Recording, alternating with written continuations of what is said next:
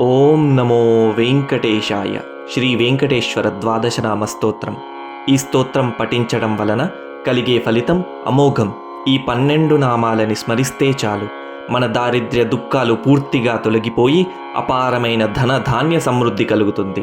జనవశ్యం రాజవశ్యంతో పాటు సకల కోరికలు సిద్ధించి ముఖమున దివ్యమైన తేజస్సు దీర్ఘాయుష్యును ప్రాప్తిస్తాయి.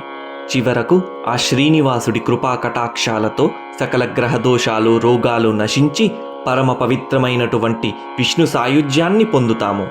అస్య శ్రీ వెంకటేశ ద్వాదశనామ స్తోత్ర మహామంత్రస్య బ్రహ్మా ఋషిః అనుష్టుప్ ఛందః శ్రీ వెంకటేశ్వరో దేవతా ఇష్టార్థే వినియోగః.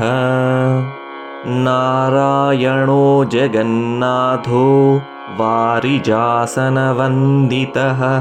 స్వామి పుష్కరిణీవాసీ శంఖచక్రగదాధరః పీతాంబరధరో దేవో గరుడాసనశోభితః కందర్పకోటిలావణ్యః కమలాయతలోచనః ఇందిరాపతి గోవిందః చంద్రసూర్యప్రభాకరః విశ్వాత్మా విశ్వలోకేశో జయ శ్రీ వెంకటేశ్వరః.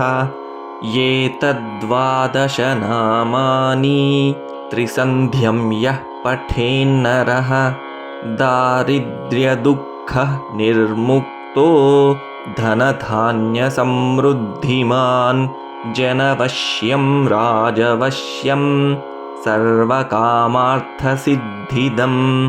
దివ్యతేజః సమాప్నోతి దీర్ఘమాయుశ్చ విందతి గ్రహరోగాదినాశం చ కామితార్థఫలప్రదం ఇహ జన్మని సౌఖ్యం చ విష్ణు సాయుజ్యమాప్నుయాత్. ఇతి శ్రీ బ్రహ్మాండ పురాణే శ్రీ వెంకటేశ్వర ద్వాదశనామ స్తోత్రం సంపూర్ణం.